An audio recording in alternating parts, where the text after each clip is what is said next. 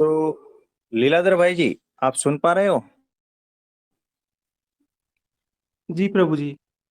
अरे प्रभु जी, आप आपने तो बहुत वेट करा है। प्रभु जी क्या वो प्रॉब्लम था? इसलिए वो टेलीग्राम उड़ गया था ना, अब वापस हाँ। इंस्टॉल किया ना तो माइक्रोफोन ही नहीं मिला, ऑप्शन तो ऑन नहीं कर पाया था। कोई बात नहीं, कोई बात नहीं। जो भी हुआ अच्छा हुआ। तब तक कितने अद्भुत क्वेश्चन आए हमारे पास, सोचो। तो जी प्रभु जी। बहुत ही हो गया। जिसने भी ये किया उसका भी कल्याण, है ना? कोई बात नहीं। तो आज क्या वचनामृत पढ़ोगे आप? प्रभु जी आज ही तो गढ़ड़ा प्रथम 58, देह हाँ। कुसंग और पूर्व संस्कार। हाँ जी, हाँ जी। प्रभु तो जी। आप पढ़े। जी।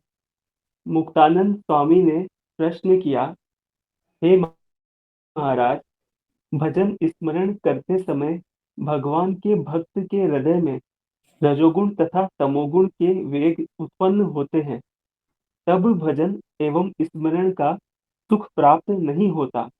अतः कृपया बताइए कि इन गुणों के वेग कैसे मिट सकते हैं। हाँ जी, देखो, तीन गुण है: सत्व, रजस, तमस। जब आप सत्व गुण में होते हो, जब भीतर उसका वेग चलता है, तब कैसा है कि आपको बहुत आनंद आएगा। मतलब आप बता नहीं पाओगे कि ये क्यों आनंद आ रहा है। बस यूं ही आनंद आएगा। यूं ही आपका ध्यान भगवान में लगा रहेगा। भगवान के चिंतन, स्मरण, मनन उसमें लगा रहेगा। सहज रूप से हम सात्विक गुण की बात कर रहे हैं। जब आपके भीतर सात्विक गुण प्रवर्तन होता है, उसका वेग चलता है, तब आप ध्यान करते हो तो आनंद से, आराम से, सहजता पूर्वक ध्यान लगता है। बहुत सारी जो है कि अनुभूतियां होती है जो दिव्य है। ऐसा बहुत कुछ अच्छा लगता है। और सब में आपको जो है ना, सात्विकता दिखाई देती है। कोई कितना भी पापी हो, वो उसमें भी आपको धीरे धीरे जो है ना, अ, दिव्यता दिखाई देती है। वो भी अच्छा लगता है। ये सात्विक गुण का प्रभाव है। आपकी स्थिति नहीं है, याद रखना। आपकी आत्मस्थिति नहीं है, आपके सात्विक गुण का प्रभाव है। फिर दूसरे दो गुण का बताया है कि रजोगुण और तमोगुण। अब ये रजोगुण है ना, वो पंच विषय में आसक्ति। जब तुम्हारा मन पंच विषय में आसक्त होता है, जब भीतर काम व्याप्त होता है, जब भीतर लोभ व्याप्त होता है, इस प्रकार की प्रवृत्ति को कराने वाला जो गुण है, जो रजोगुण, वो जब तुम्हारे भीतर व्याप्त होता है, जब उसका प्रभाव होता है, तब तुम ध्यान करोगे तो ध्यान में मन नहीं लगेगा। तुम भजन कीर्तन सुनोगे, उसमें मन नहीं लगेगा। तुम्हारा मन चिड़चिड़ रहेगा, है ना? ये गुण का प्रभाव है, तुम्हारा स्थिति नहीं है। यहाँ ये भी समझना। और जब तमोगुण व्याप्त होता है, तो क्रोध आती है। क्रोध, जड़ता आती है। आलस, प्रमाद, मोह, ये सारा कुछ उत्पन्न होता है, वैसा गुण, तमोगुण।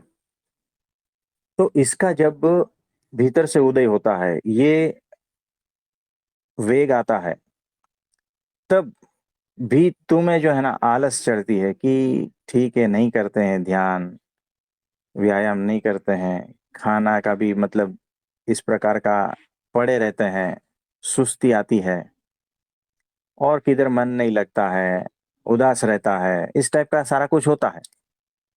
ये भी गुण का प्रभाव है, तुम्हारा स्वभाव नहीं है, है ना? यानी ये तीन गुणों के प्रभाव में तुम सारी हरकतें करते रहते हो। सारा कुछ कार्य इसी के प्रभाव में करते रहते हो।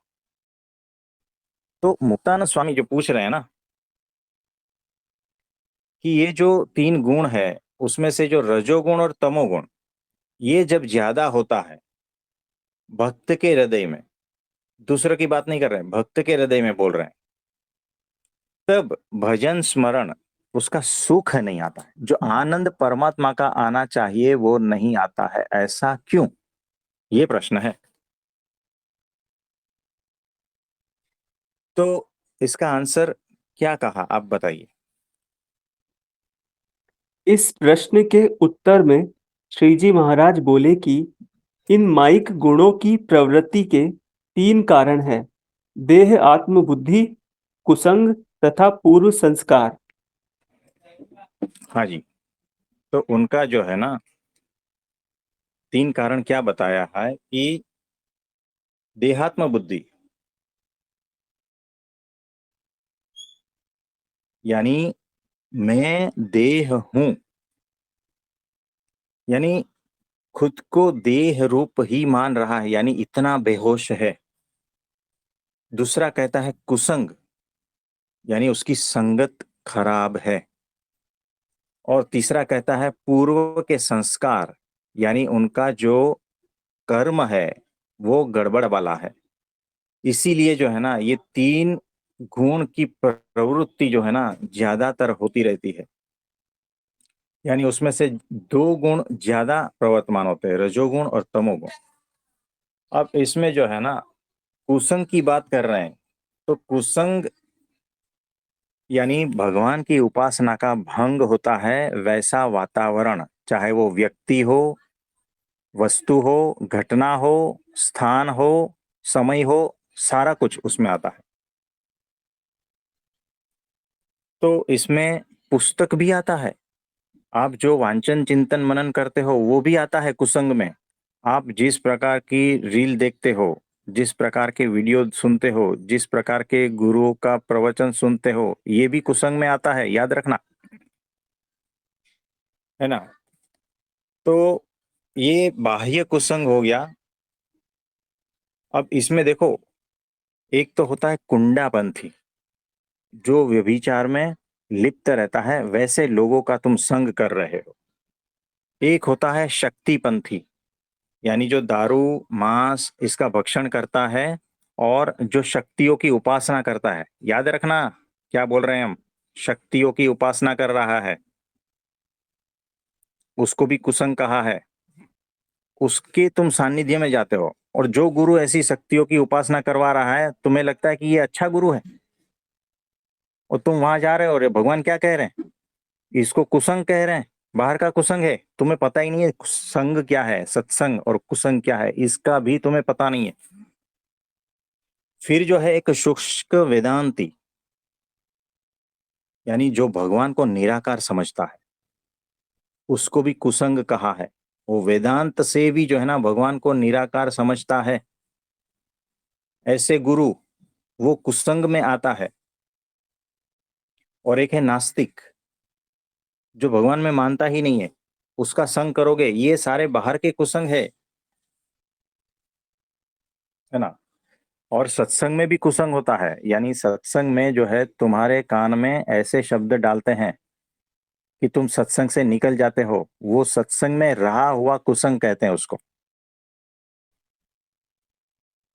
है ना। तो ये सारे कुसंग से तुम सावधान हो जाना।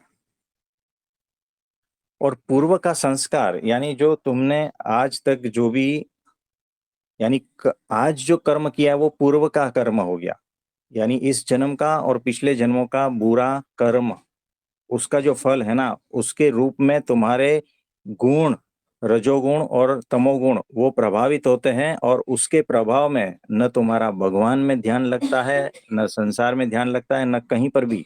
तुम्हारे भीतर अशांति अशांति ही रहती है। तो जो खुद को देह रूप मानता है, फिर कुसंग, कुसंग के भी प्रकार हमने बताए, और पूर्व संस्कार, यानी पूर्व कर्म, मतलब वो किस तरह से है, उस हिसाब से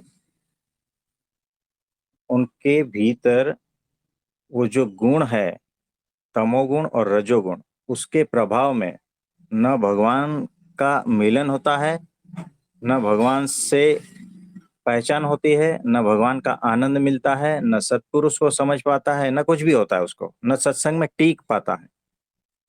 सत्संग में ना टिकने का ये 3 कारण मेन बताए हैं और फिर उसके पेटा कारण वो भी बताया है कि उसका गहन कारण भी कौन सा है वो भी बताया है। आप समझे? जी प्रभु जी। इसे और आगे पढ़े। उनमें देह के योग से जो गुण प्रवर्तमान रहते हो, वे आत्मा अनात्मा के विचार द्वारा मिट जाते हैं। हाँ नहीं, देखो कैसा है कि पहला बात बताया है कि अगर तुम अपने को देह रूप समझते हो, देह भाव में हो, यानी किसी ने तुम्हें टच कर दिया, अरे मुझे टच कर दिया, है ना, यानी ये शरीर अलग है, मैं अलग हूं, मैं शुद्ध आत्मा रूप हूं, ऐसा नहीं जानते हो और देह रूप ही हो। मेरे विचार, मेरे भाव, मेरा ये, मेरा वो, है ना, मेरा देह, इस रूप में जब तुम जकड़े हुए हो, इतने बेहोश हो, तो कौन सा विचार करना है? विचार यानी कौन सी स्थिति में उससे छुटकारा मिलेगा? अगर देह रूप से जो गुण तुम्हारे भीतर उदय हो रहे हैं, तो उसको छूटने का उपाय कह रहे हैं कि आत्मा अनात्मा का विचार, यानी आत्मा क्या है और अनात्मा क्या है, यानी सेंटर क्या है और पेरीफेरी क्या है, यानी मेरा शुद्ध स्वरूप आत्म स्वरूप वो क्या है और उससे भिन्न पर, स्व से पर यानी दूसरा जो पेरीफेरी है, जो मन बुद्धि चित्त अहंकार से लेके ये देह रूप सारा कुछ, है ना, वो पर, इसका भेद अगर तुम्हें नहीं पता, यानी तुम्हारी वो विवेक जागृति नहीं हुई है कि ये भेद को पहचान पाओ, तब तक ये गुण तुम्हारे ऊपर हावी होंगे। ये जो है तुम्हें सत्पुरुष से न मिलने देंगे, न उसकी पहचान होगी, न भगवान का सुख आएगा, न सत्संग का भी सुख आएगा। आप समझे? यानी आत्मा अनात्मा का विवेक, यानी सीधा सीधा अगर कहे तो आत्म जागृति, आत्मा में स्थिति, आत्मज्ञान, आत्म साक्षात्कार की बात हो रही है, आत्मनिष्ठा की बात हो रही है यहाँ पर। तो जब तक आत्मज्ञान नहीं होता है ना, तुम्हारे भीतर के वो गुण जो है ना तुम्हें परेशान करते रहेंगे, चाहे वो सात्विक राजसिक या तामसिक क्यों ना हो, है ना, ये सारे गुण तुम्हें परेशान करते रहेंगे जब तक तुम्हें आत्मज्ञान नहीं होता है। इसे और आगे पढ़े। और जो कुसंग द्वारा प्रवृत्त हुए हो, वह संत की संगत से दूर हो जाते हैं। हाँ, यानी देखो जो कुसंग के द्वारा भीतर अगर कुछ गुण आए हैं ना, यानी रजोगुण तमोगुण या यानी कि कुसंग, यानी कि दारू पीने वाले आपके फ्रेंड है, उसके साथ अगर 15 दिन बैठोगे ना तो एक बार तो चख ही लोगे तुम, यानी वो कुसंग लग गया, फिर धीरे धीरे वो बेहोशी की आदत होने लगेगी और फिर तुम जो है दारू पीने लगते हो। ऐसा कुसंग अगर लग गया है तो कहाँ जाके मिटेगा वो? तो संत के संग में मिटेगा। अगर तुम्हारा मन में भी ऐसी प्रकार के ख्याल आते हैं कुसंग से, तो जो कुसंग के प्रकार हमने बताए ना, बाहर वाला भीतर वाला, ये सारा कुसंग, उसका तुम उपाय क्या करोगे कि वो हट जाए?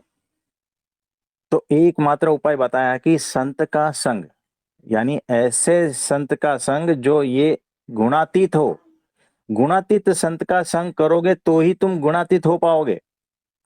अगर गुणों वाले संत का तुम संग करोगे तो उसमें और तुम में कोई फर्क नहीं है। तुम भी गुण में हो, वो भी गुण में है ना, दोनों गुणों में लिप्त है, यानी तीनों गुणों वो सात्विक गुण वाला भी संत क्यों ना हो, लेकिन है तो वो गुण में लिप्त है, तो वो माया में ही लिप्त। तो सात्विक गुण वाला भी जो संग करोगे ना तो थोड़ा बहुत तुम्हें अच्छा लगेगा, थोड़े बहुत तुम आगे बढ़ सकते हो, लेकिन वो स्थिति तो अक्षर ब्रह्म सत्पुरुष जो गुणातीत है वही कर पाएगा, बाकी किसी का बात नहीं है। तो अगर कुसंग का पाश लग गया है, सत्संग से ठीक हो सकता है, सत्पुरुष से ठीक हो सकता है, सत शास्त्र से भी ठीक हो सकता है ना? तो इस तरह से देखना है। इसे और आगे पढ़े। किंतु रजोगुण तमोगुण के वेग, जो वेग उपरोक्त दोनों साधनों के द्वारा भी नहीं टलते, वे पूर्व जन्म के किसी अशुभ संस्कार के योग से निर्माण हुए हैं। उनका टलना अत्यंत कठिन होता है।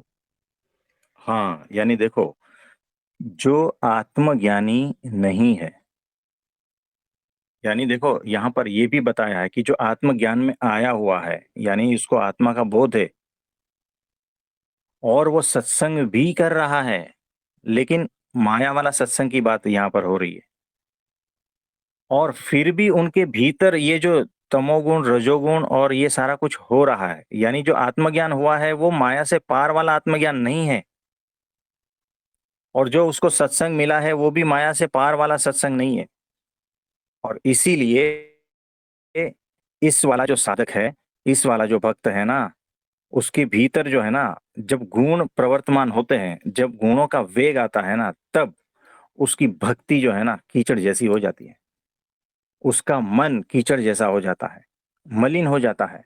वो भगवान का आनंद, उसका सुख नहीं ले पाता है। यहाँ पर वो बात कह रही, और वो क्यों? उसके पूर्व जन्म के संस्कार की बात हो रही है। यानी वो जो संस्कार इतना भयंकर है कि माया वाला सत्पुरुष, माया वाला सद्गुरु उसको टालने में असमर्थ है, और माया वाला आत्मज्ञान से भी वो नहीं टलता है।